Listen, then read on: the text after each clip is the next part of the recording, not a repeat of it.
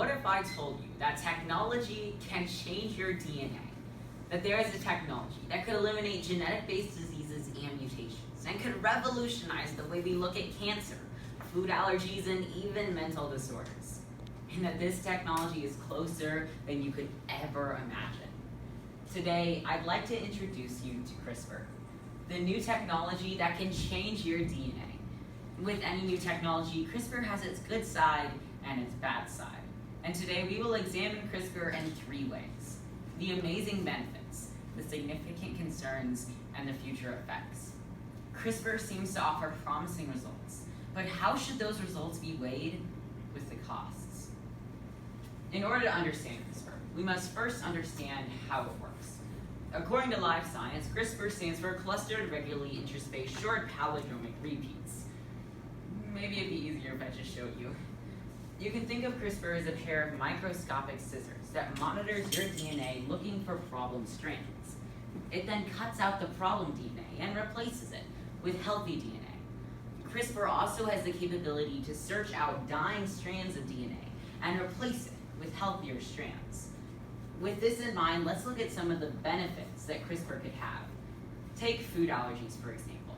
It's speculated that food allergies come when your DNA forms an animosity towards a certain food or substance. But with CRISPR, we could remove that problem DNA and replace it with healthy DNA, eliminating food allergies seemingly forever. Now, my family has a lot of food allergies: wheat, nut, dairy, and even green beans. And replacing those and getting rid of those food allergies with CRISPR would make my job of cooking dinner much, much easier. But let's not stop there. Many types of cancer could also be cured. An article by New Science tells us the story of Layla. When Layla was just 1 year old, she was diagnosed with severe leukemia, and the doctor said it wouldn't be long before she died. Her parents had lost all hope. But that's when one doctor recommended an experimental treatment: gene editing. Layla is now 3 years old and is living a healthy life free from leukemia. As Christopher Waincheck explains, quote, "With CRISPR, we may have the capability to cut out or replace disease-causing genes and insert new ones that could theoretically cure many diseases, including cancer," end quote. CRISPR is even expected to increase life expectancy. Many ailments that come with old age are often linked to genetic illnesses, whether that be Alzheimer's, arthritis, or even diabetes. But with CRISPR, we could remove those genetic illnesses, leading to a longer and a healthier life. The amount of illnesses that CRISPR could cure is seemingly endless. The CRISPR technology has so much potential for good, but it also has so much potential for evil. Today, I want to look at 3 of the concerns. The first concern comes from an article by Scientific America. The article says recently, Chinese scientists took 2 female mice, and they replaced the DNA in one of the female mice to the DNA of a male mouse. And the 2 female mice had healthy children. Just let that sink in. 2 female mice having healthy children. The same experiment was done on male mice, but the children immediately died. Al Mohler once said, quote, "The 20th century will be recognized as the century with the greatest change in sexual morality in the history of Western civilization," end quote. Scientists, after successfully changing the DNA of a male mouse to a female mouse, then realized they could move on to something bigger. The second concern, the idea of de-extinction. An article by the Wall Street Journal introduces us to the scientists who are taking extinct pigeon species and bringing them back to life. The article says, quote, "Pigeons are outwardly unremarkable, but these 12 birds have one small but crucial distinction. These are the first birds with the reproductive system containing the Cas9 gene, an essential component in the CRISPR gene editing system," end quote. Scientists were able to successfully bring back a species of pigeon that had been extinct since 1914. What's on many of our minds is, what's next? Most of us envision Jurassic Park. It seems funny at first, but something that's only been portrayed in movies and fiction is now becoming reality. Scientists have already started experimentation to bring back the woolly mammoth. What will happen when we move past animals and begin asking the question of resurrecting humans from the dead? Scientists had to ask themselves, if all of this is okay, what's wrong with doing experimentation on the unborn?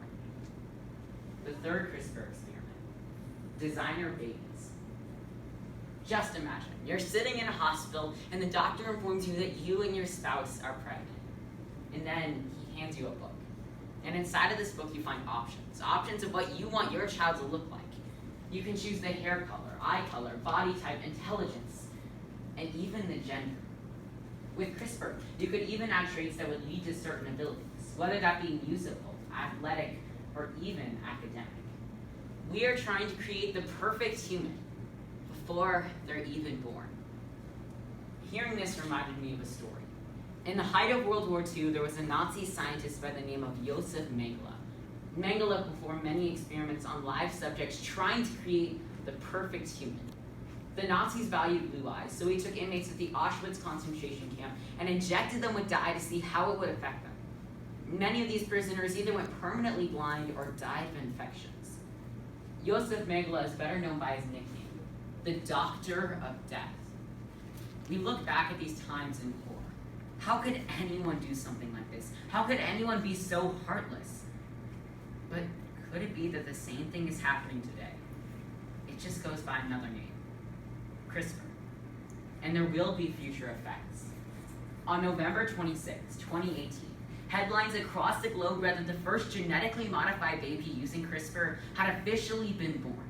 And that genetic modification will not only affect that child, but instead will permanently change the germline, affecting every generation afterwards. Psalms 139:14 says, "You knitted me in my mother's womb, and I praise you for I am fearfully and wonderfully made." But what if our DNA isn't actually ours? What if we aren't who God intended us to be? And what will happen to families who refuse genetic modification, whose children are deemed imperfect? And what is keeping someone from creating more than just the perfect human, but instead someone without fear or pain? Chinese scientists have already started using this technology to create their own muscle dogs. No, that image isn't photoshopped. It's the dangers of CRISPR in the wrong hands. In Brandon Kelly's article, Modern Eugenic Technology, he says, quote, "As I'm thinking about this, I'm reminded of the Tower of Babel. I'm reminded of mankind's quest to reach up to the heavens and control our own existence. I'm reminded of mankind's desire to use God for our own interest. I'm reminded of our foundational temptation to be like God." As Christians, we are faced with questions that we have never been faced with before. CRISPR offers hope. Hope for aging, hope for allergies, and hope for cancer. But how are we supposed to weigh that hope with the costs of same-sex parents having children, designer babies, and even de-extinction? CRISPR prides itself on creating perfect humans, but what is perfection? God didn't say we were fearfully and wonderfully made because we had a high IQ or an athletic body, but instead because we were made in His image. And no matter how much we edit this simple piece of DNA, it will never solve our biggest problem, our sin nature, and our need for a Savior, and how that Savior came down to earth to die on a cross for our sins, that one day we might live with Him. He traded His righteousness for our sin, and that is perfection. So, what if I told you that technology can change your DNA? That there is a technology that could eliminate genetic-based diseases and mutations, and could revolutionize the way we look at cancer, food allergies, and even mental disorders. And that this technology is closer than you could ever imagine. Genetic enhancements through CRISPR may lead to technologically perfect humans, but at what cost?